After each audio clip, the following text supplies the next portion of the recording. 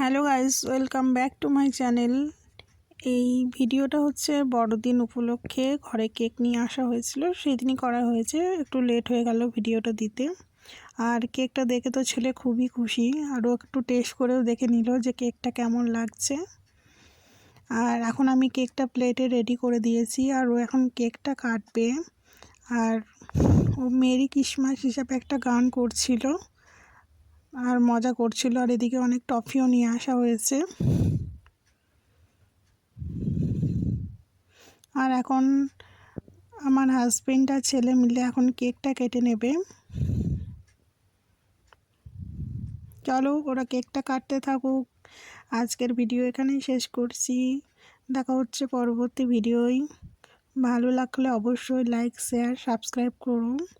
আর পাশে থাকার জন্য ধন্যবাদ।